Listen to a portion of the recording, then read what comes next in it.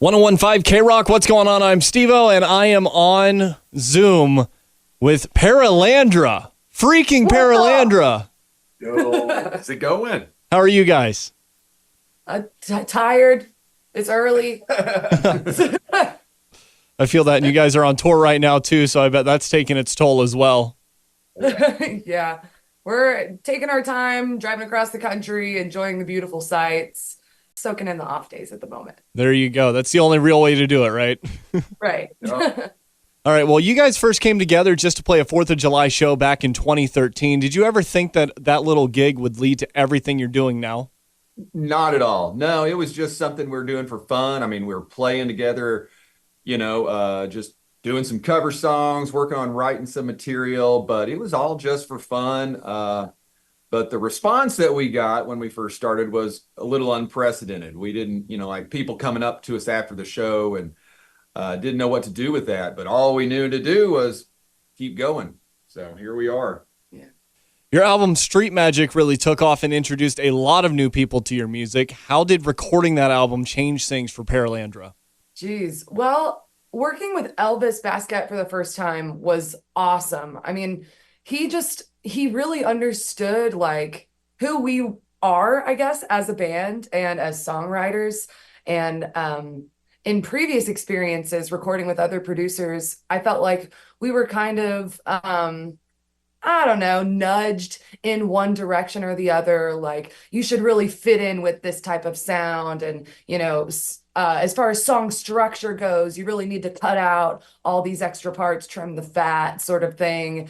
Really felt a pressure to fit into a certain box. But when we started working with Elvis on Street Magic, that was the first time that we really felt like someone was leaning into us. That was like, wow, I really like what you're doing. I really understand what you're going for. Like, let's lean into that even more and see how great we can make it sound. So that was really fun. I felt like Street Magic was the most true to Paralandra album that we had done to date. And then, of course, getting to do the Body Electric again with Elvis after that was just an extension. Speaking of the Body Electric, your latest record has gotten a lot of love from fans. What do you want people to feel when they listen to those songs? I mean, for me personally, I want people to just feel understood. Like, the Body Electric is a collection of songs that we have written over the last decade, all from personal experiences. And I want people to listen to it and maybe be able to express their feelings in a way that they've never been able to put into words before. But to really just feel understood overall. All right. You've played with some huge names on the road: Kiss, Lita Ford, Seven Dust, Night Ranger. Do you have a favorite pinch me moment from being on the road with those bands? Most definitely. For me personally, and Paul wasn't with us, but Casandra and Dakota were with me. We were on the Kiss cruise, and I've never been starstruck in my entire life other than this moment. We turned the corner, just got off stage, going to change out of our stage clothes, and there's Gene Simmons just in all of his might, wearing a tracksuit of all things, and we all froze. We completely froze. And he acknowledged the females of the group, and then he went on his way. But that was a real out of body experience, celebrity moment, being in the presence of Gene Simmons. Yeah, it was 5 seconds later, a whole crowd of people saw him and swarmed. Yeah. But for those 5-10 seconds of just us and Gene, it was like, and he goes, "Oh, look, chicks." Yeah. All right, have a good day. Exactly. It was that was wild. All right. Your new single, Sally Song, has such a powerful vibe and really stands out. Can you tell us the story behind that track and what it means to you as a band? Well, thank you, by the way. We've been covering that song live for, I don't know, 5 years? Yeah, probably. Or something? 4 or 5. For 5 years.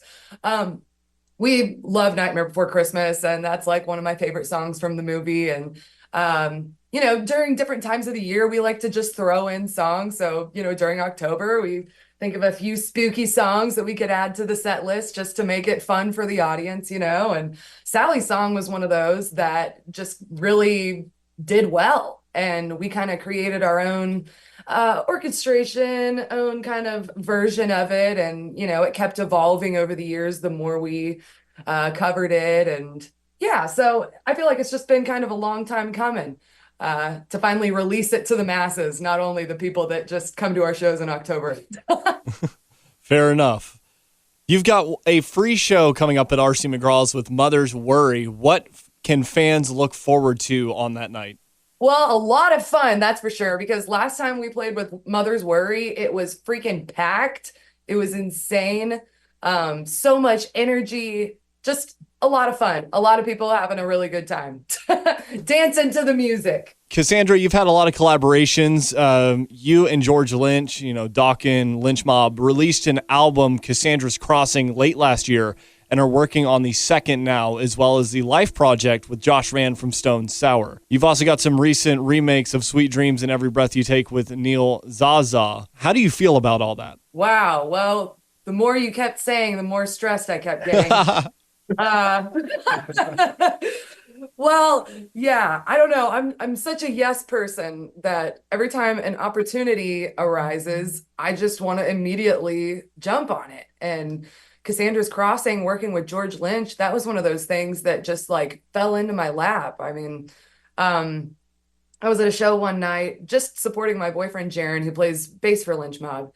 And George was like, "You gonna get on stage and sing with us?" And I was like, "I mean, if you want me to, I can." And so, and that was back in fall of 2023. And after the show, George was just talking about how much he enjoyed having me on stage and my energy and my voice. And so I just kind of made a joke and was like, well, next time we should do some Dirty Shirley, because like that stuff is really sick. And that's one of his side projects that he did with one of my favorite vocalists, Dino Jalusic.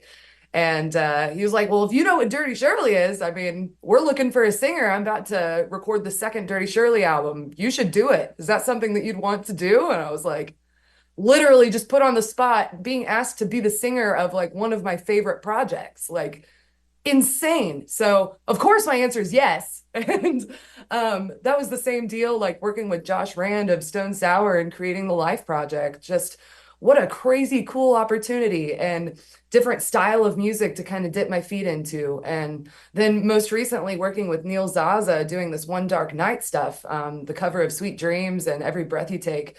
That was just another thing like that plopped into my lap that was like, here's some really cool covers and we're looking for a singer. Is this something that you think you could do? And I was like, yeah, I mean, this music is sick. I would love to sing on this. So it just keeps stacking up, and I keep meeting new people and really cool, amazing just artists within the industry. And I just feel really blessed and lucky to be able to collaborate with so many people. And it's cool because it all funnels back to Paralandra as well, which was the original project. And I feel like every time I kind of extend my arm in a different direction, if those people really enjoy it, they can follow it back to the root, which is Paralandra.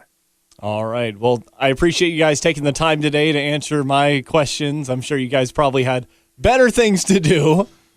Oh, no. Otherwise, we would have been driving in the van right now. So I'm actually really happy to just be sitting on a couch at the moment. You got us a late checkout. Yeah.